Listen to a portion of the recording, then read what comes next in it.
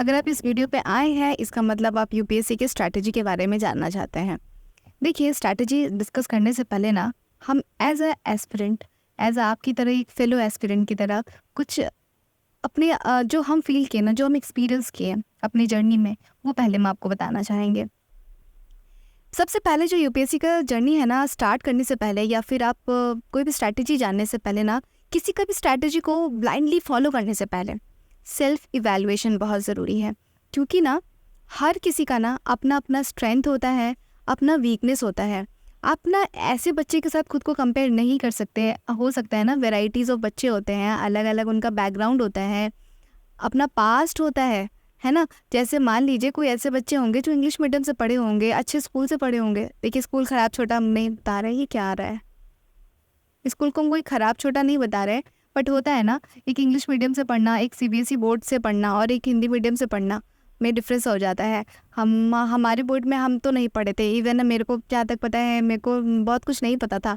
पर जब हम अपने स्टूडेंट्स लोगों को पढ़ा रहे जो अच्छे स्कूल से हैं, बड़े बड़े स्कूल से हैं, उनके बुक्स में बहुत ज़्यादा मॉडिफिकेशन है, अच्छे से पढ़ाया गया है। हम तो कभी एनसीईआरटी पढ़े नहीं थे, हम लोग का स्टेट बोर्ड चलता था। तो आप है ना, पहले खुद को इवैल्यूएट कर लीजिए, खुद को पहले जान लीजिए कि आप किस चीज़ में, आपका किस चीज़ का स्ट्रेंथ है, आपका वीकनेस क्या है, आप क्या चीज़ नहीं पढ़े हैं। आप कोई एस्पिरेंट मान लीजिए या कोई टॉपर्स बोलते हैं कि एनसीईआरटी आपको उतना नहीं पढ़ना चाहिए, तो क्या आप इस बात को मान लेंगे?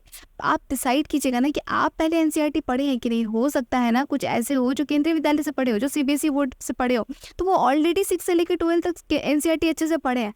पर मान लीजिए कोई वेस्ट बंगाल बोर्ड का बच्चा है, तो वो बोर्ड्स का बुक पढ़ा है, वो एनसीईआरटी नहीं पढ़ा है कभी, तो वो कैसे ब्लाइंडली फॉलो कर सकता है कि हाँ उसको एनसीईआरटी पढ़ना है कि नहीं पढ़ना है। आप हो सकते हैं साइंस की स्टूडेंट हो, आप साइंस से पढ़े, आपको सोशल साइंस में उतना इंटरेस्ट ना रहा हो, आपको कुछ भी नहीं पता उसके बारे में, आप सिविक्स वगैरह नहीं जानते, ज़्यादा नहीं पता है। मेरे को नहीं पता था, सच बताया ना, तो मेरे को ना रिपब्लिक डे और इंडिपेंडेंस डे में भी डिफरेंस ढंग से नहीं पता था। पता नहीं था मतलब तैयारी करने से पहले, हम अभी नहीं बता रहे, मतलब था। तो होता है ना, आप पहले खुद को पहचानिए, अपना पास्ट देखिए कि आपका एकेडमिक कैसा रहा है, आप कौन से स्कूल से पढ़े हैं, आप बुक्स में क्या क्या चीज़ें ऑलरेडी कवर करके रखे हैं। तब जाकर है ना, उस स्ट्रैटेजी के साथ ना सामने वाला जो स्टूडेंट है, जो सामने वाला टॉपर्स है, उसकी कंडीशन को, अपने कंडीशन को मैच करा लीजिए। उसके बाद अब किसी टॉपर जो हमेशा से टॉप रहे हैं और एक एवरेज बच्चा, मेरी तरह बिलो एवरेज भी बोल सकते हैं, अगर एवरेज बच्चा अगर अपना स्ट्रैटेजी उनके अकॉर्डिंग बनाने लग जाए, तब कैसे होगा? नहीं मैच करेगा ना। वो ऑलरेडी पढ़ चुके हैं तो बोलेंगे नहीं, मेरे लिए तो 11-12 का बुक काफ़ी सही था, एनसीईआरटी का वो ही पढ़ना सफिशिएंट रहेगा। पर हमें कभी पढ़े ही नहीं 6 से लेकर 10 तक का, तो फिर कैसे हो पाएगा? नहीं हो पाएगा ना। तो आप पहले अपने पास्ट को जान लीजिए, पास्ट थोड़ा देख लीजिए कि आपका पास्ट कैसा रहा है, आपका स्ट्रेंथ और वीकनेस किस चीज़ में अच्छा रहा है, किस चीज़ में आपका होता है ना, मतलब बहुत बच्चे होते हैं अलग अलग तरह के, किसी चीज़ में अच्छे होते हैं, किसी सब्जेक्ट में उनका कोई वीक रहता है, हो सकता है। तो आप अपने स्ट्रॉन्ग सब्जेक्ट को, वीक सब्जेक्ट को आइडेंटिफाई कर लीजिए। उसके बाद हमारा आता है दूसरा पॉइंट।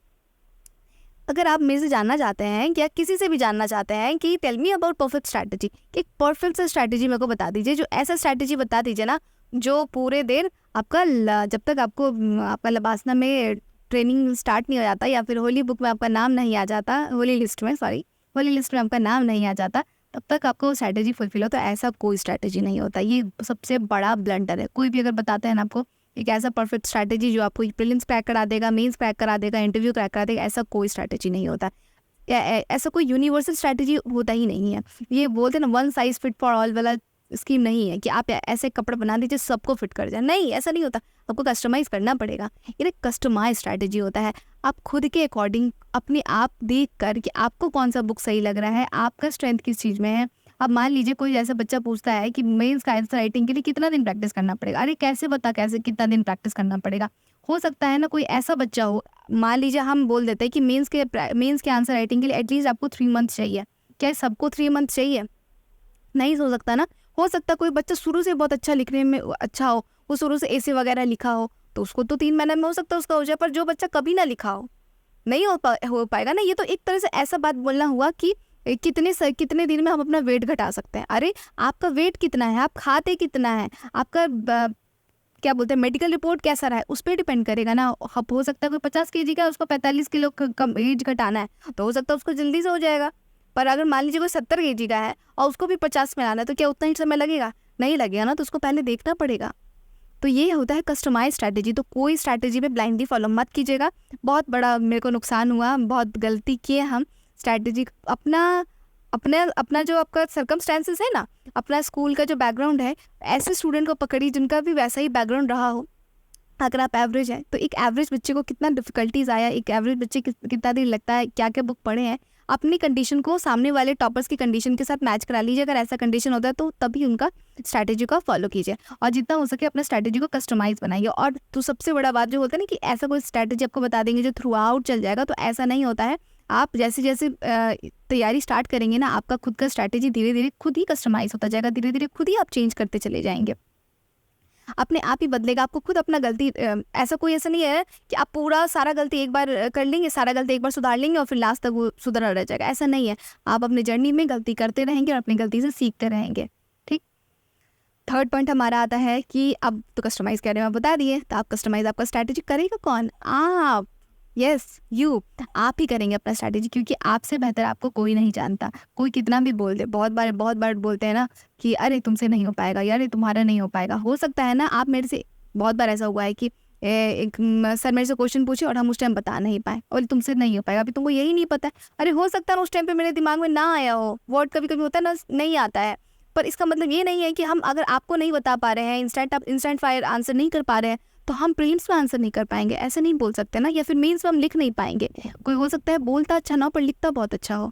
तो आपसे बेहतर आपको कोई नहीं जानता, तो अपना स्ट्रैटेजी खुद बनाइए। सबका हेल्प ज़रूर लीजिए, पर उस पर ब्लाइंडली फॉलो मत कीजिए कि हाँ ये बोल दिए हैं, टीना दाबी टॉपर्स है या फिर कोई भी मैम या सर टॉपर है, वो बोल दिए तुमको यही करना है। नहीं, ऐसे ब्लाइंडली फॉलो मत कीजिए। उसके बाद हमारा आता है हाँ, तो जाना कैसे चाहें कि पहले सबसे बोलते हैं ना कि सबसे पहले अगर यूपीएससी को जानना है, स्ट्रैटेजी बनाने से पहले सबको यूपीएससी को एग्जाम को जानना पड़ेगा। तो एग्जाम को जानने का जो सबसे बेस्ट उपाय है ना, सबसे अच्छा, ये देखिए, ऐसे तो कोई कस्टमाइज स्ट्रैटेजी नहीं होता, पर कुछ चीज़ है जो यूनिवर्सल है। ये चीज़ आपको आप कोई भी एस्पिरेंट हो, एवरेज हो, एक टॉपर हो, कोई भी हो, आपको सिलेबस और PYQ ये तो आपको करना ही पड़ेगा। इसको आप हटा ही नहीं सकते।